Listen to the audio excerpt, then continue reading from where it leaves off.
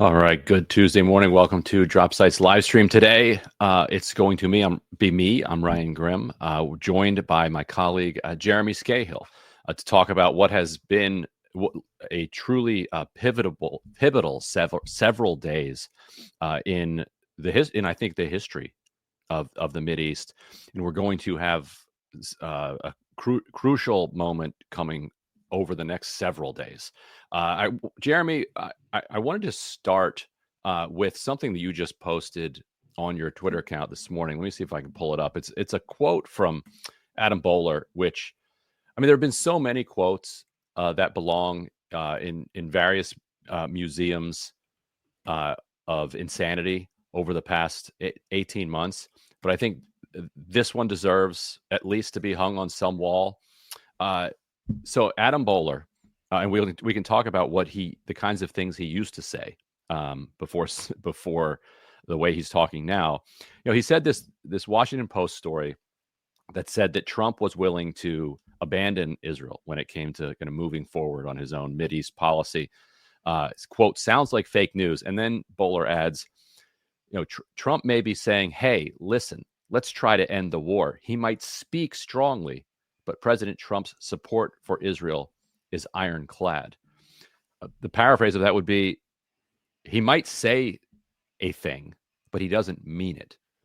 And also the use of ironclad as a throwback to the Biden administration rhetoric. What do you make of this Adam Bowler arc, and what should we read into this? I mean, first, Ryan, let's remind people that Adam Bowler, of course, is a longtime friend of Jared Kushner, the son-in-law of President Trump. And Jared Kushner, in the first Trump administration, was more or less in charge of large parts of the Middle East portfolio. I mean, now he's still in charge of a Middle East portfolio, but it's for private business interests. Yes. And he continues to be quite influential on these matters, with Trump 2.0. So Adam Bowler was one of the college roommates of Jared Kushner, a friend of the Trump family, was in the environment of the Trump administration in the first term, and then in this second term, Trump taps him to be the special envoy on hostages. And so, Bowler and Steve Witkoff, who's the main envoy that Trump has representing him on both the Ukraine war, on some other hostage matters, and on Gaza. Bowler is the official who led the direct talks in February with Hamas. And just really briefly to remind people what happened there, Bowler comes out and he speaks about Hamas in a way other than what is generally accepted. He's not saying these guys are like Al-Qaeda or like ISIS. He's basically saying that these are people that we can talk to. They don't have horns growing out of their head. Yes, Israel's pissed off with us about these direct talks, but Israel doesn't control our policy. Bowler also then goes on both U.S. and Israeli television and pretty accurately describes what Hamas's position is in terms of a long-term peace agreement with Israel. Well, Republican senators in the United States and Netanyahu's inner circle go nuts. In fact, there are strong indications that it was, in fact, Netanyahu's people that leaked to the media that Adam Bowler had these talks. And it's a story that I think is quite interesting that hasn't gotten a lot of attention.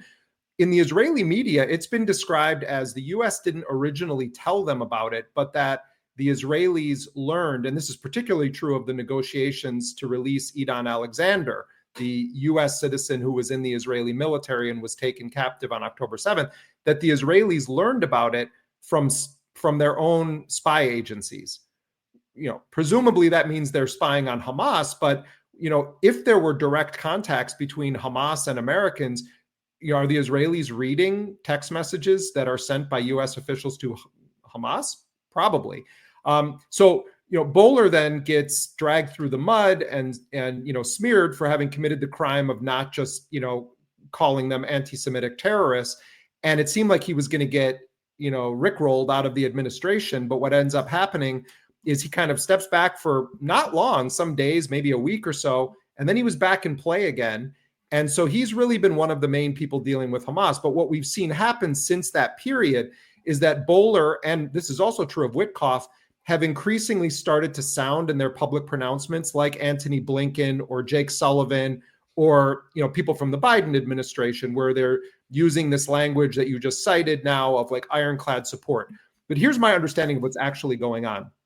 So a couple of weeks ago, there were some backdoor discussions between the United States and Hamas through an intermediary that had been an Arab American supporter of Donald Trump's election campaign. And they reopened the discussions on the issue of Edon Alexander, who is now free. But Edon Alexander was in the Israeli military, stationed at a base near Gaza on October 7th when he was taken in his Israeli military uniform back to Gaza. Hamas considers him not a hostage, but a prisoner of war. And so discussions happen, and I did speak to Hamas officials about this, and they're not really describing the exact nature of how the communications happen. It seems pretty clear that it was not in-person communications, but did involve some form of direct communication with the Americans, and the Qatari mediators were also involved with this. So they reach an understanding, according to Hamas, that was certified to Hamas personally by Steve Witkoff, that if Hamas released Edon Alexander, the U.S. would respond with two things. One is that on the second day after Edon Alexander's release from Gaza and return to Israel, that Steve Witkoff and the Trump administration would compel Israel to lift its blockade. There's been it's in its third month now of a full spectrum blockade, no food, no medicine, no fuel, nothing going into Gaza. But Hamas was told by Witkoff, they say, that on the second day after Alexander's release, that the U.S. would compel Israel to lift the blockade. And of course, that didn't happen. The other component of it, Ryan, was that Hamas says that they were told by Witkoff that President Trump, and mind you of the timing of this, it's right as Donald Trump is about to head to the Gulf to go to Saudi Arabia, Qatar, and the United Arab Emirates.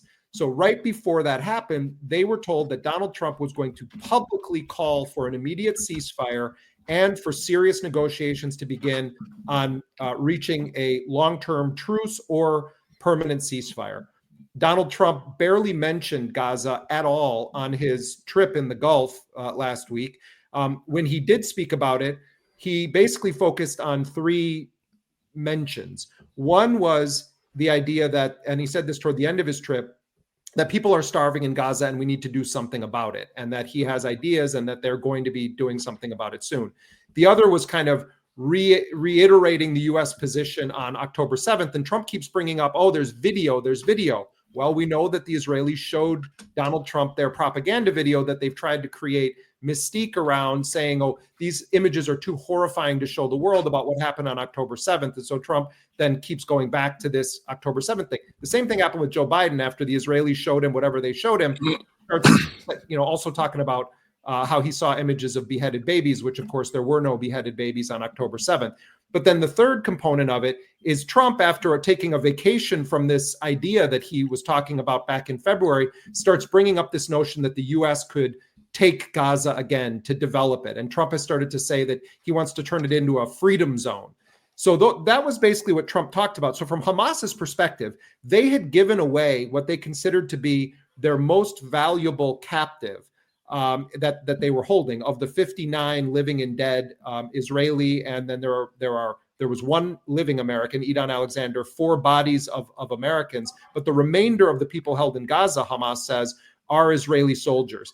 Why do I bring up the notion of it being valuable? Valuable because there are more than 10,000 Palestinians, many of whom I think could rightly be designated as hostages being held by Israel, that Hamas and the Palestinian resistance are only able to liberate from Israeli captivity by exchanging Israeli captives that they hold in Gaza. And Edon Alexander probably would have gotten the highest number of Palestinians out. So it was a gamble for Hamas on one of the core aims that they cited for Operation Al-Aqsa Flood, which was to free Palestinian prisoners. And so last Friday, I spoke to Bassem Naim, who was a former minister in the Hamas government in Gaza and is one of the leading figures within Hamas's political bureau. And he told me on the record that Steve Witkoff personally had made these assurances, and that Hamas understood that that there was a gamble about whether or not Trump was going to make a public pronouncement when he visited the Gulf, but that they actually felt that they were doing the right thing for Gaza, even though it was a gamble, because they believed that the Trump administration would, in fact, move swiftly to try to get aid into Gaza, in part because Trump has talked about it a few times, the starvation of the people of Gaza. So that didn't happen. And now what we're seeing go on, and we can talk more about this, is that the US and Israel have concocted a scheme that ultimately is aimed at destroying UNRWA, the main body that gives Palestinians the right of return, but also provides aid and education and other services to Palestinians for decades.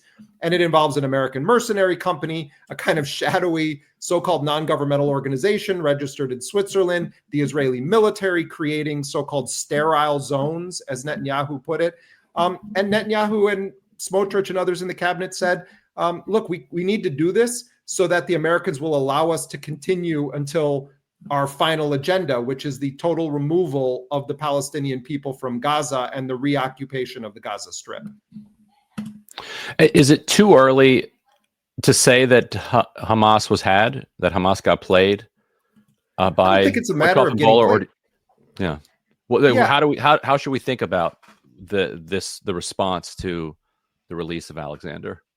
I mean, certainly there are many Palestinians that are dumbfounded that Hamas made this deal. And, I think Hamas is well aware of that line of critique. I mean, partially from what I said earlier, which is, there are Palestinians being tortured at this very second in Israeli prisons. There are Palestinians who have been there for decades. And, it's very important to Palestinians to see them all freed.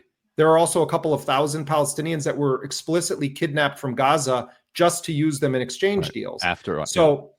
And there was a recent public opinion poll, and you have to take it with a grain of salt. I mean, Gaza is under full siege, but there was a recent public opinion poll done in Gaza and the West Bank by an independent Palestinian institution that indicated that most Palestinians support Hamas's negotiating position on the issue of captives, that captives should not be released until Israel commits to a full end of the war or to re-entering a framework that has a clear, definable path to ending the war. On the issue of whether they got had, I mean, hindsight is 2020. They said from the beginning, we know this is a gamble. We know this is a risk. There's also indications that part of this scramble that we've seen the past week to get aid in some form into Gaza, and we should really talk about the details of this, was because the Qatari mediators in particular are furious right now. Furious with the United States for not keeping its word on the Edon Alexander deal. The Prime Minister of Qatar just this morning cited that as one of the fundamental reasons that the current ceasefire talks are breaking down. Because from Hamas's perspective, they now can look at offerings from the United States. This was a direct deal with the United States. Israel wasn't involved with it.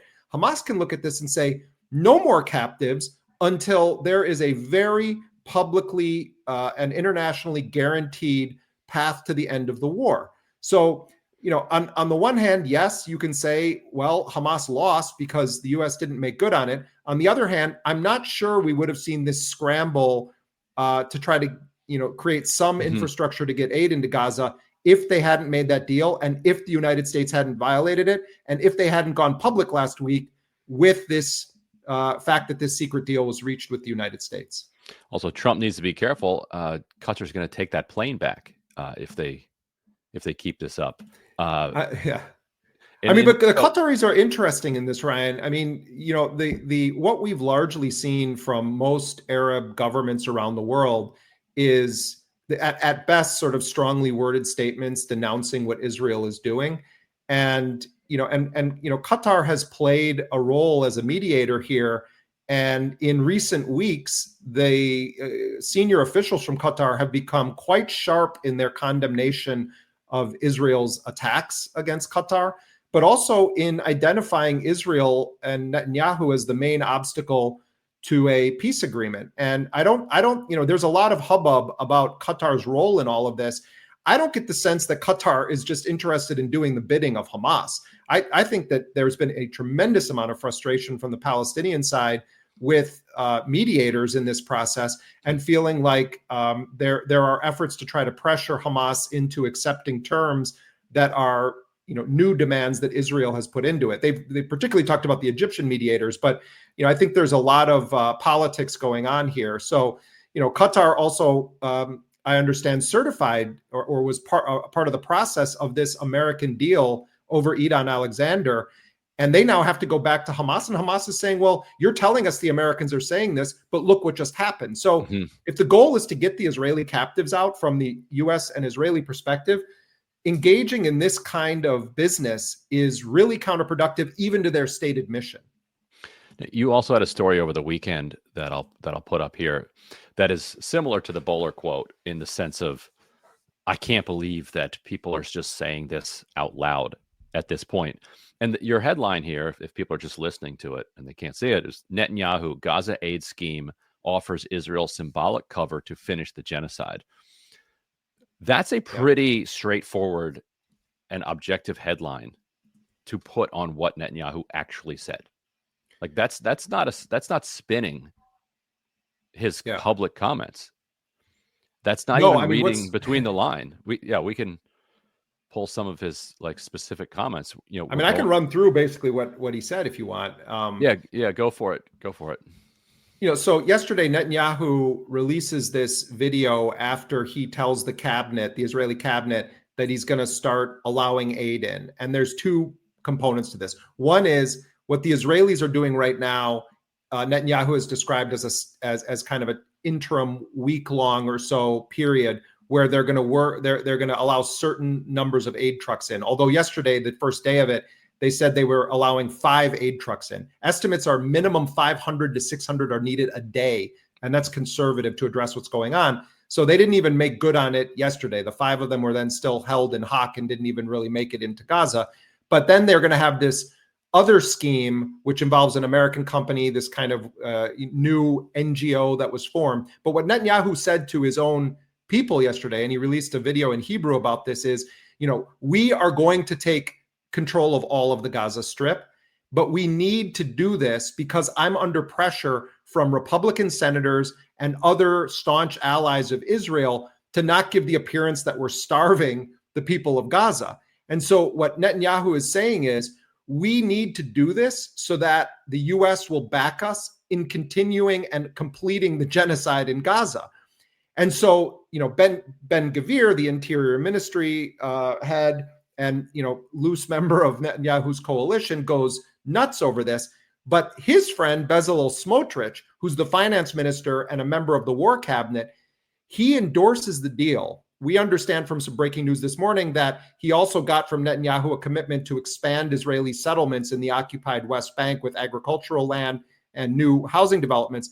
But at the core of it, what Smotrich said is in some ways more telling than what Netanyahu said, because Smotrich said, this aid scheme that we're doing, which, by the way, and he says, we're only going to give them some pita. You're still going to see the scenes of desperate people clamoring for food, a bowl of soup and some pita. We're only going to let a little bit in. But the reason we need to do this is so that, and this is a direct quote, our friends in the world continue to provide us with an international umbrella of protection against the Security Council and the Hague Tribunal, and for us to continue to fight until victory. So basically, Ryan, what both Netanyahu and Smotrich, who has been one of the most passionate advocates of mass murdering every Palestinian, who has been one of the most passionate advocates of starving the Palestinians, he comes out and endorses this. The far right kind of goes nuts. And then Smotrich holds an emergency press conference and says, no, listen, if we pretend that we're really going to allow any kind of aid in,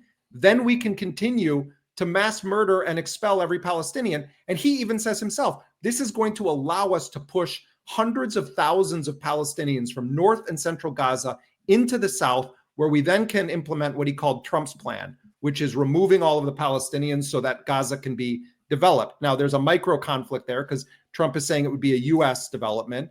Clearly, the Israelis would like to then seize Gaza for themselves. But at the end of the day, it's the same point.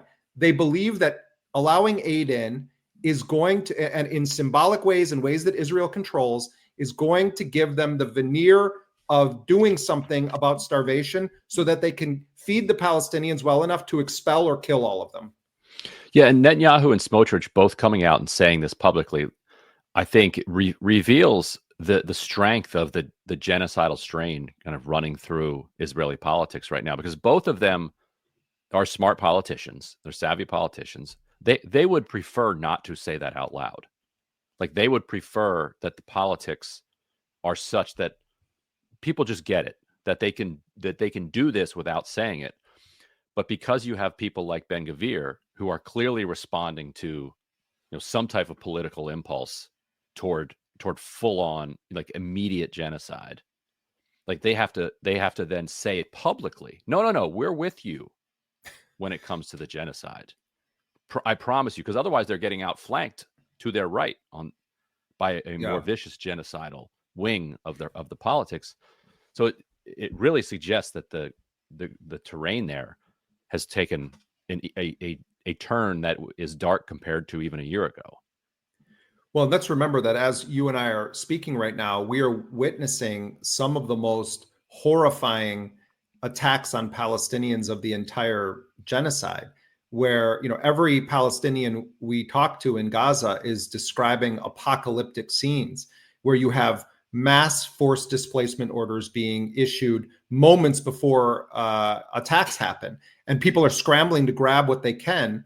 And then they're being ordered to go to places like Al-Mawasi in southern Gaza, where Israel has ordered people to go before, and then bombed tents and burned people alive who had obeyed the orders to actually evacuate or to go to Al-Mawasi, increasing attacks on the few remaining medical facilities that are left inside of Gaza. Just the constant burning alive of human beings we're witnessing. And I was just reading a draft of a story from a journalist in Gaza that we're going to publish later this week, and she's describing helicopter gunships, quadcopters, F-15 airstrikes, just nonstop ordnance shelling. I mean, it's horrifying what is taking place at this moment. And Netanyahu's stated objectives include the permanent full occupation of Gaza, but also Netanyahu is saying we're going to start doing things you haven't even seen yet. So, I think we're at a phase now where it is becoming murder. It's mass murder within a genocide. It's also the intentional murdering of civilians nonstop. And as we're talking, and Gaza is burning, and children are being burned alive and murdered, there's talks happening. There still are talks happening. Mm-hmm. There is still, as of this moment, an Israeli delegation in Doha. I think what Bowler said this morning on Fox News, and what he also said yesterday at a so-called Israel Day celebration, is interesting, because I do think that Trump is putting pressure on Israel. It's certainly not the pressure that any of us would want, or to the degree. And I don't think he's pressuring them in a way that is going to result in any just end to any of this, one that recognizes Palestinian self-determination or humanity. But I think there is technical pressure being put on. I don't think Netanyahu would have even agreed to anything about aid, including his scam the 5 trucks. Yeah. If there wasn't. And I also think that, the U.S. made a strategic mistake with how they handled the Edon Alexander matter, because I think now they have, Qatar. Trump is very close to Qatar. The Qataris are clearly livid. The prime minister of Qatar this morning once again raises the issue. So there are interesting dynamics. I don't want to get people's hopes up to think that Donald Trump is going to solve the problem, but I'll tell you this. I've spoken to many people within the Palestinian resistance, including people who are involved with these negotiations. And what they are saying is that the only person on this planet that could end this genocide is Donald Trump. So think about it. If you're a Palestinian negotiator and you're going into these talks and that's a kind of terrifying reality, that it's basically up to the whims of Donald Trump. He could end this tomorrow if he truly wanted to. And I don't think we're anywhere near that phase. The phase where I think we're at is Trump going to put enough pressure on Israel that Israel will agree, which is what Hamas is demanding and has been demanding for the entire duration of these talks, agree to entering a framework for negotiating a permanent end to the war. That is, Netanyahu has maximalist demands. I want Hamas to surrender. I want them to leave. I want full demilitarization of the Gaza Strip. Hamas is not going to agree to any of those things. And we could talk about why, but I'm just telling you, they're not going to agree to those things. So what does that mean? It means that Trump is going, if he wants a deal, which even Adam Bowler is saying in his defense of Trump, that Trump wants a deal, then it's going to mean that there has to be a framework for discussing a full end to the war. And the last component of that is when I said to Hamas officials, okay, so let's say that the Americans get Netanyahu to agree to that. That's what was agreed to in January with the first Gaza ceasefire deal. So why would you do this again? So Israel just violated again. Are they keeping the ceasefire in Lebanon? No. Are they bombing Syria? Yes. Did they violate repeatedly the ceasefire that was signed in January that both Trump and Biden certified? Yes. So what does it matter if they agree to a path to this? And what they're saying is, yes, you're right. Israel will always violate it, but they have ideas. They're talking about getting a UN Security Council resolution. I've heard some people within, this is not official policy, but I've heard some negotiators float the idea that they want a ceasefire to be publicly announced by Donald Trump. And they want Steve Witkoff to shake hands with Khalil al-Hayya, who is the chief negotiator for Hamas. That's interesting because what they're saying is, we know Israel lies. The U.S. just lied about the Edon Alexander thing. We're trying to get them to do the right thing and keep their agreement.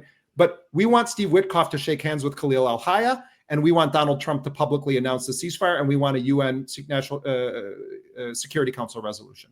Yeah. Let's talk for a minute about the details of this aid plan.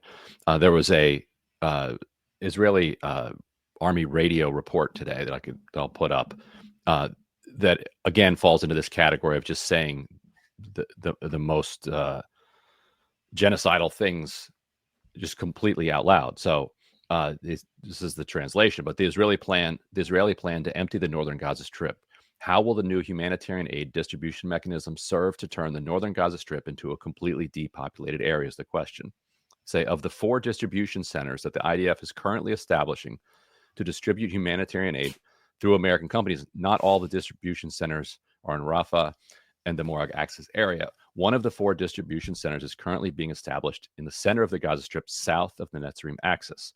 Establishing the center in this area will also allow Gazan citizens in the northern and central Gaza Strip more convenient access to the distribution centers. But then they say the idea behind establishing the center south of Netzarim corridor is that anyone who comes from the north of the Gaza Strip to the dividing center will not be able to return north of the Netzarim corridor, but will be forced to stay south of the corridor. This will be a, quote, one-way ticket, and it will effectively force the population to come south of the axis if they want to receive food. In this way, Israel intends to expedite and promote the evacuation of the population from the north of the Gaza Strip to the south. In this way, Israel believes it will be possible to completely empty the northern Gaza Strip of its population. This is an Israeli reporter, effectively just laying out, what Israeli officials are saying is the idea behind this new aid effort, which they also say is only being implemented at all so that they can avoid The Hague as they gradually march toward this depopulation. Well, it's also, this is part of, Netanyahu and Israeli officials' overarching dehumanization of Palestinians and comparing them to animals. This is a trap where you're saying, here, we're going to put the bait over here, which is you need to go to this place to get the aid, and then we shut the door behind you, and now you're in the crate. And it's really, there's something deeply sick about the way in which food is being used with a starving population to try to force them into a decision of whether to likely forever leave their homes. And that's a big part of what this is about. It's why they don't want the United Nations involved with it, except if it's willing to take Israel's orders to literally just give the food out. And the UN, to its credit, which, by the way, the UN has a very effective plan for food distribution, and Israel will not allow it because also Israel is at war with the United Nations and at war with UNRWA. It wants it destroyed. So they've come up with a plan now that serves 2 purposes. One is to be able to say we're doing something about the humanitarian suffering, but we're not going to have a ceasefire and we're going to just continue on with the genocidal war. And then the other is we're going to make it so that most Palestinians are not in the south of Gaza. Most Palestinians are in the north and central part of Gaza. So the idea is to force people to migrate to the south just to live, and then you cut them off and entrap them in what for the foreseeable future then would be a killing cage, while Israel, with the Trump administration, figure out how to try to remove all Palestinians from Gaza. That's really what this is about. And it's so sick because, I'm all in favor of any food getting into Gaza right now. I think the whole world wants infant formula to get into Gaza. We want medicine. We want children to have vaccines. Children aren't getting vaccinated against anything right now. This is unspeakable, unconscionable what is happening. So, but they know the level of desperation. So they're saying, well, here's the only way we'll give you food. If we can put it in this crate, and when you go inside of it, we shut the crate and now you're there, and then we can ship the crate somewhere else. And that's the reality of this, Ryan. So you have, for people that have been following it that closely, the Trump administration in Israel came up with this idea. They had a former U.S. Marine sniper is at the helm of this effort. They registered a so-called non-governmental organization in Geneva, in Switzerland, called the Gaza Humanitarian Foundation. This entity now, already U.S. security contractors have been filmed in Israel. They've arrived there looking like Blackwater-style mercenaries from the Iraq War. These guys are going to be going into Gaza. The Israelis are going to create what they call a security perimeter around bubbles. They're going to have people that have to go through not just a security, but a political vetting in order to go and take this aid and bring it back to their families or their communities. And it's going to be positioned in such a way that it's going to require people to travel very long distances in dangerous terrain at risk of their lives to get calorie-controlled, minuscule portions of aid that don't even represent a double-digit percentage of the need. Israel does seem to be, and I want to put this up, does seem to be running up against some of the political limits of the possible.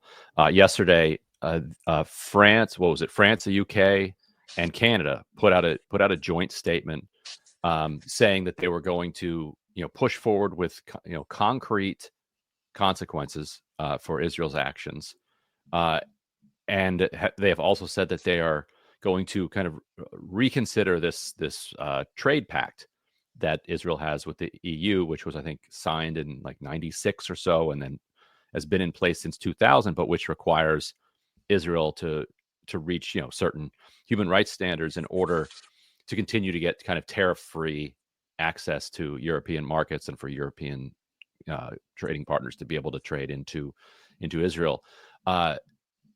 So, Spain is continuing to cut commercial ties in various ways. It does feel like the United States, of course, is still providing this umbrella of international support, but Netanyahu's plan of letting in 5 trucks is not at least mollifying these European powers. How much does that matter? Yeah, and I mean, just an update on that. There are indications that like 100 trucks might be allowed in today, but we're at a point now where everything you can't report something until you actually see it get there when it comes to these aid trucks. But that is the most recent report that we heard, that there is some agreement to allow 100 in today. And again, I keep repeating this: 500 to 600 trucks is the estimate of what is actually needed to even begin to address. Those are still conservative numbers. Regarding the Europeans, yes, you've had some countries, Spain, Ireland, Belgium come to mind, that for quite a while have sort of broken out from the pack in Europe and have made much stronger statements, have tried to take actions on a national level to address aspects of the genocidal campaign. In those countries, a lot of activists feel like they're not doing enough. I was recently in Ireland with Abu Bakr Abed. I think a lot of Irish activists who support Palestine are glad that their government has taken the stance that it has, but they still don't even believe they've gone far enough. Germany and and many other countries in Europe have not just stood silently by. They have participated in arming and offering political cover for Israel's genocidal war. That's certainly true of the UK, even though it's no longer in the European Union. For the UK in particular, to take this position, I would say is significant. It is far too late and a disgrace that, after 19 months of full support for this genocidal war in every possible manner, they now are taking this action. But it does matter on a level. But at the end of the day, none of it is going to have any real impact as long as Trump is the bodyguard of the genocide. So, these are significant in the course of European diplomacy with Israel. We shouldn't, sort of understate the significance of this on a diplomatic level. However, on a practical level, the only thing that matters right now is Trump going to allow Netanyahu to continue the genocide, or is he going to say this needs to either pause or stop? Because everyone in the game knows that's all that matters. All that matters is what Donald Trump wants. You're muted there, Ryan. And what Donald Trump wants often has to do with other tangential or related issues. And when it comes to the Palestinians, it seems like the concern that Trump has there is actually related to his broader Mideast plan, and particularly his Iran deal. Like if he weren't interested in cutting a deal with Iran over its nuclear program, then he might just completely wash his hands of this situation entirely. I mean, it's really interesting. I know that people are, and rightly so, suspicious of what's going to end up happening with this. The U.S. seemed at the beginning of these negotiations with Iran, it seemed like there was some flexibility on the issue of enrichment and civilian use of nuclear. Now you have a similar trajectory. What happened with Bowler and Witkoff on Gaza? Witkoff is now telegraphing a much harder line, and the Iranians are saying this is a deal breaker. The Iranians themselves, though, they're very sophisticated diplomats. Iran is a very rational actor, despite the way it's portrayed in much of the Western media. So there's still very much a negotiation in play there. But what a 180 shift from Trump's first presidential term, when people talked about Russiagate, the actual kind of foreign influence scandal had to do with Trump trying to build a coalition with Saudi Arabia and Israel and other Arab nations to basically demonize and eliminate the Iranian government as we know it today. And now Trump is saying, he said it very early. He said it even before he came into office that he wants to make a deal. I think that's true on a level. I also think it's true that there are people within the administration that would love to see war with Iran. And that's always been true of Trump world, that you have a mixture of, people like Eldridge Colby and others who are more kind of not isolationists, but are not interested in wars in the Middle East the way that the neocons are. And then you have, some diehard neocon style people at high levels of the Trump administration that I think would absolutely advocate for war against Iran. So let's assume that Trump as an individual at this moment, Tuesday, May 20th, does want some form of a deal with Iran. He's just come off of a tour in Saudi Arabia, Qatar, and United Arab Emirates, where he was like a child on Christmas looking under the tree. I mean, he was marveling at their marble. You could just taste in the air the desperation that Trump had to try to live like they live, where they don't have to worry about elections, to keep power, where they can just use the resources of the state. He can pick which one of his children becomes the next emir. Yeah, it's definitely would be barren, but it feels silly and cheap sometimes, but we have to talk about it because these things matter with Trump, and also Trump's thinking of his own businesses. And what happened between Trump 1 and Trump 2 was a whole lot of Trump business going on in the Gulf. And I think Trump genuinely believes that he's creating a golden era there, and that there is this remarkable place in the world that is open to him on a personal business level, but also on a kind of political level for America. And I think that Trump is excited about this. And what he heard in private from many of those Arab rulers who never, ever have the courage to confront the United States over its enabling of the genocide, I think they all were saying to him, you have to get Netanyahu to stop this. The mediators certainly have indicated to Hamas that happened in private. So there is part of it here where Trump probably does want this to end. And what comes next is a terrifying thought, because Trump keeps talking again about this idea of the U.S. seizing Gaza. Netanyahu loves that kind of talk, even if Trump's not talking about, allowing Israel to take it. But there's real dangers there. On the flip side of it, Mahmoud Abbas is 89 years old, the head of the Palestinian Authority. He is extremely unpopular. Israel just got its wish with Hussein al-Sheikh, who was just imposed as the vice president, as the deputy to Abbas, and presumably would be the one to take over the Palestinian Authority when Abbas dies or steps down. He is deeply connected to Israel's security agencies, is one of the main people responsible for the brutality of the Palestinian Authority security forces against their own population.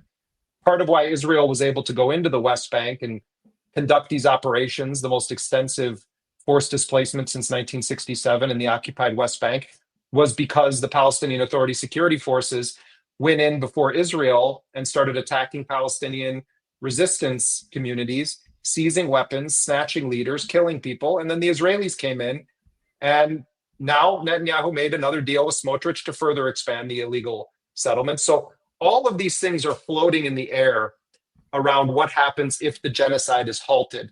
And I think we have a lot to fear from Trump's administration on this front.